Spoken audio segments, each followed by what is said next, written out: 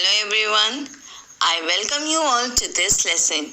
Today I am going to take up the topic Stopping by Woods on a Snowy Evening, which is written by Robert Frost. In this lesson, I will discuss line-by-line explanation, word meanings, poetic devices, theme, and moral of the poem. Without a shade of doubt, I know you are really going to enjoy this beautiful poem. So here I begin. First of all, I'll discuss the title of the poem, Stopping by Woods on a Snowy Evening. This is one of the best known poems written by Robert Frost in the year 1923. Stopping gives the sense of immediate present as though the poet had just stopped and it's looking at the woods.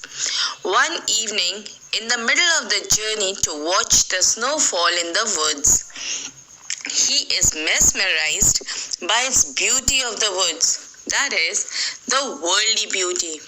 When one steps by the woods, he imagines himself being surrounded by the trees on a snowy evening, refers to the cold weather. The poet has situated himself between the woods and the frozen lake. This poem shares with us an experience of the poet who stopped on his way to enjoy the beauty of the snow-filled woods one evening. Now I will give you a brief introduction of the poet Robert Frost of the poem Stopping by Woods on a Snowy Evening. Robert Frost was born in San Francisco, USA in 1874. He was the best-loved American poet. He was awarded a Pulitzer Prize for Poetry 4 times in 1924, 1931, 1937, and 1943. In this poem, the poet has written about the rural people, their occupation, events, and situations. His ambition was to write everyday speech of New Englanders to capture their voice with all its rich intonations. This poem was published in 1923 from his collection, New Hampshire. Now a brief description of the poem, Stopping by Woods on a Snowy Evening. This poem is simple and is of 16 lines, which is divided into 4 stanzas. This is one of the most famous work of the poet Robert Frost. In this poem, the poet is traveling at night through the snow and pauses with his horse near the woods.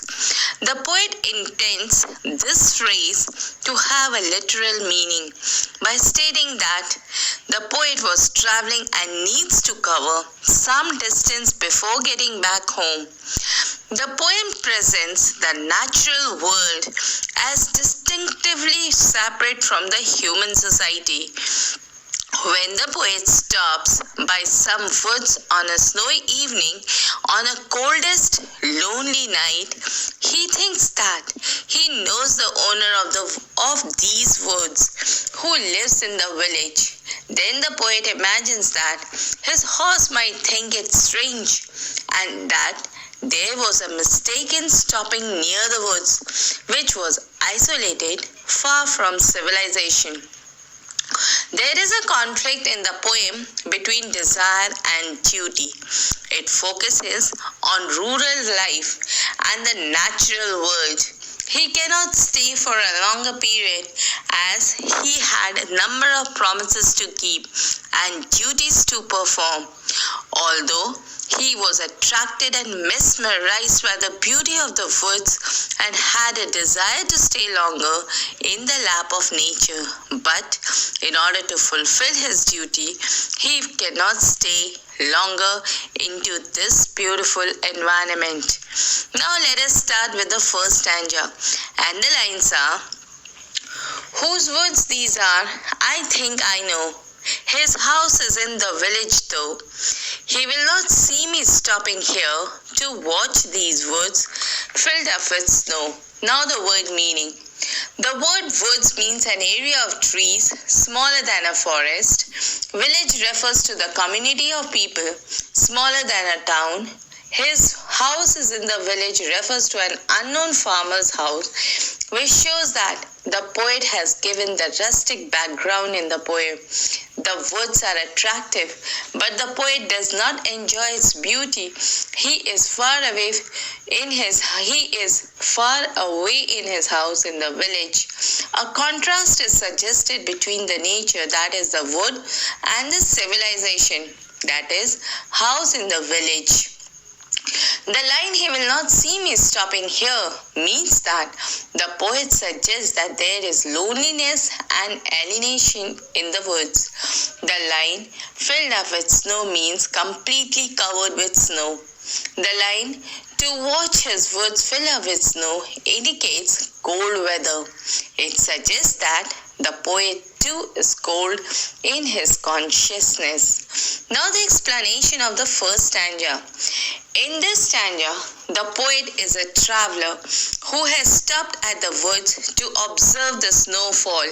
He is concerned that the owner of the woods might see him there at night times, but later he realizes that the owner lives in a nearby village and would not come to know. He is captivated by the lonely, dark, and deep woods of the forest. He thinks that he knows the owner, probably because there might be a distant recollection of faded memories that he may have met him in the past. Since the speaker is a traveler, there is a possibility that he may have a place to observe natural beauty. He gets attracted towards the beauty and the snowfall in the woods. He wants to enjoy the calmness of the environment and the dark, deep, lovely woods. The beautiful sight of nature makes him forgetful of his duties and obligations. The poet is concerned that the owner of the woods might see him there. Yes, the poet is observing the woods covered with snow and feels that he might have to leave if he gets caught by the owner. But later on, he realizes the owner does not reside there, since the owner lives in a village away from the nature, so he will not be able to see him stopping in the forest. Therefore, he can continue watching the natural beauty of his snow-covered woods. Now the poetic devices. Number 1, rhyming scheme. Means the last word of each line is giving a musical effect. This stanza follows the rhyming scheme of AA, BA, and the words from the stanza are no, though, here, and snow. Number 2, alliteration. It refers to the repetition of the consonant sound, usually at the beginning of the words, as in this stanza. The alliterations are whose words and watch's words, where W sound is repeated. Number 3, hyperbole is a literary device that uses exaggeration for emphasis or effect. In this stanza, the line "to watch his woods fill up with snow" is a hyperbole. Fill up with snow means the snow-covered wood is a deliberate exaggerate from the poet. Number 4, euphony is sounds that are pleasing to the ear. Euphony is used to produce a calming and relaxing moods. Number 5, assonance. Assonance is a repetition of the vowel sound in the same line, such as the consistent use of E and I in the line "he will not see me stopping there" is the repetition of the consonant sound, and the lines are whose woods are these, I think I know. To watch his woods filled up with snow, where there is a consonant sound of W. So this is number 6, consonants. Now here I move towards the towards stanza number 2. And the lines are, my little horse must think it queer to stop without a farmhouse near. Between the woods and the frozen lake, the darkest evening of the year. Now the word meanings. Queer means strange. My little horse means the horse acts like a man. The poet has used the figure of speech personification. The horse thinks it strange to stop in the open and not in the farmhouse. Rural imagery is used in this stanza. Frozen lake refers to the lake covered with a layer of snow. On its surface, it's very cold and the lake is frozen. There is a danger that the conscience of the poet is likely to be frozen by the forgetting his responsibilities to others. Darkest evening refers to 22nd December, the longest night of the year. It is the winter solstice. On this dark, cold night, the poet has to make a decision whether to enjoy the natural scenery or to go back to his duty.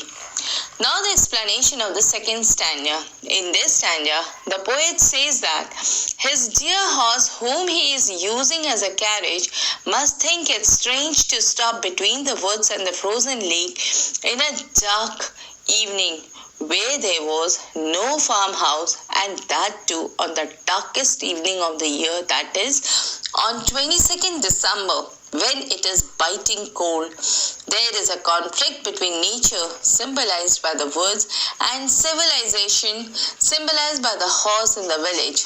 The horse is alarmed at being stopped in the middle of the journey. He cannot see any dwelling place nearby. Also, the darkness of the night scares him.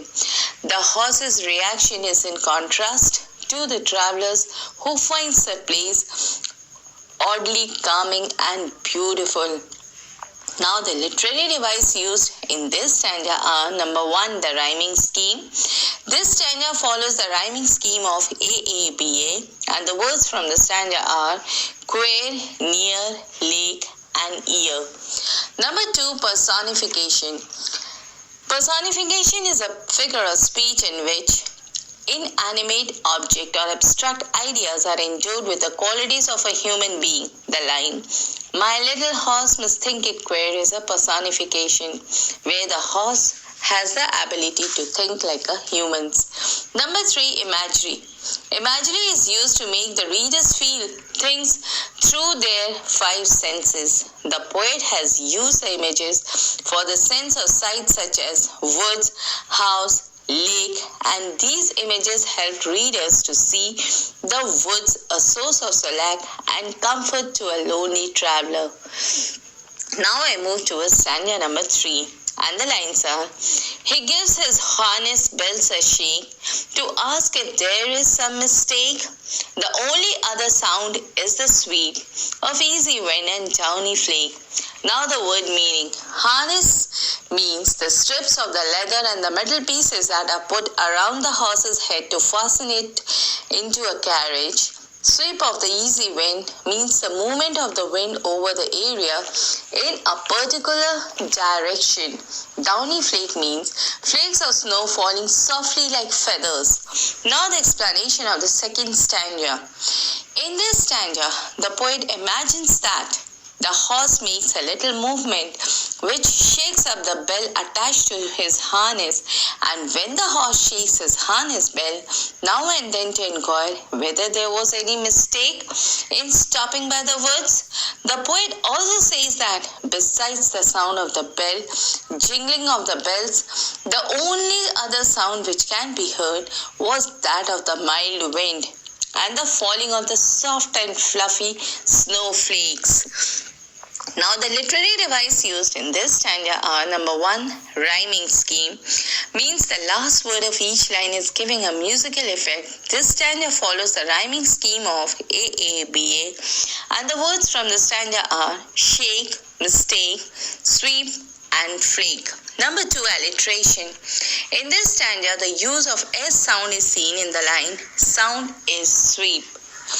Now I move towards the 4th and the last stanza, and the lines are: the woods are lovely, dark and deep, but I have promises to keep, and miles to go before I sleep, and miles to go before I sleep. Now the word meanings. Lovely means beautiful. Dark refers to the darkness. which stands for ignorance. It also stands for mystery. Miles means a long distance, a difficult mission to perform. Sleep means the normal sleep, and symbolically the final sleep, that is the death. Since the poet will himself go to sleep only after he kept his promises, sleep becomes a deserved reward in contrast to the unearned pleasure of looking at the woods. Promise means a verbal commitment, agreeing to do something in the future. Now the explanation of the fourth stanza. In this stanza, the poet says that though the woods are attractive, he cannot stay there for a longer period of time, as he has number of promises to keep and many miles to travel before he takes rest. Duty before desire is indicated in this stanza. The poet describes the woods using three adjectives, that is, lovely, dark, and deep. This indicates that the poet is enjoying the beauty of the woods and wants to stay there, but he has other responsibilities in life. He has to go a long way before he sleeps, so he cannot get the enjoyment for a long period and has to move on. The poet says that we should stay focused on our goal and try to reach it in time. We must fulfill our duties before we die, so we have no time to look at other things on the way. Now the poetic device used in this stanza are, number one, the rhyming scheme. In this stanza, all words rhyme to each other, and the words are deep, keep, sleep, and sleep. Number two, anthropomorphism can be seen in this poem as it shows how two natures can coexist in one text. For example, the forest, the snow, and the darkness refers to the readers directly, whereas the horse behaves like a human being thinking to stop in the forest where there was no farmhouse.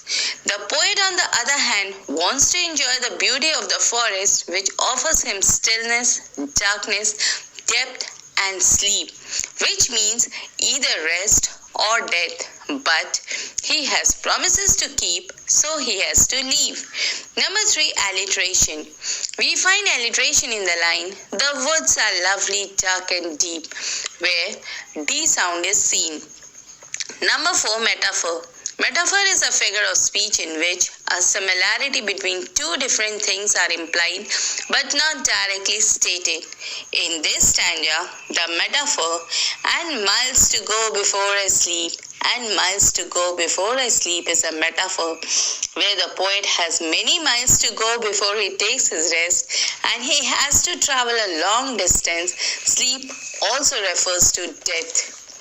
Number five, repetition. The third and the fourth lines of the stanza are a case of repetition, which is done to emphasize upon a point that has been discussed before. Number six, symbolism. The promises are symbolic of life's responsibilities, and sleep is symbolic to death. The poet cannot enjoy the beauty of woods as he has promises to keep and miles to go before he sleeps. Now the theme of the poem, stopping by woods on a snowy evening. Number one, isolation. The poem portrays isolation as he finds himself away from any other human being as he was enchanted by the beauty of the wood, which was restful, seductive, and lovely. Number two, choices. The biggest choice which the poet coexists with the poet wrestles with is whether to return to the warmth and safety of the village or to stay and watch the woods filled up with snow. He ultimately decides to return home, but it seems to take all his willpower. Number three, conflict between duty and desire. The poem portrays the conflict between the demands of practical life and the one's wish to escape into the world of desire. All the beauty of woods was too tempting, which looked lovely, dark and deep, and the soft silent whiteness of the frost enchanted him in the world of nature. But soon he realizes that he has to perform his duties before he can go to sleep. He will have to work to earn the reward of sleep. Number 4, return to nature. The poet examines the difficulty of the modern man to stay in touch with nature. This has been highlighted in the poem by using contrasting images of natural and the man-made world. That is, the woods versus the village, the lake versus the farmhouse, the horse versus the harness bells. He stays away from nature, showing that there are man-made barriers which separates man from nature. Number 5, interaction between man and animal.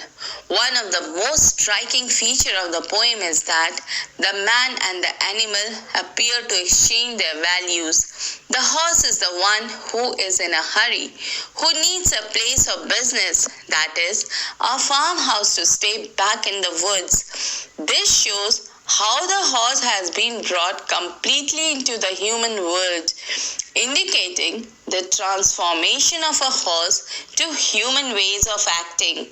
Number 6, society and class. We don't get much information about where our poet comes from or about the nearby village in this poem, but we do know that he is far away from civilization. We also know that the man who owns the woods lives in a town in a house. From this little information, we can deduce that if you own things like the owner of the woods does, then you live in the midst of the society. Our speaker, that is the poet, is not so concerned with the society. He enjoys the beauty in isolation, and the village represents his obligation, that is, his responsibilities and promises. Number 7, beauty. This poem exalts beauty of nature.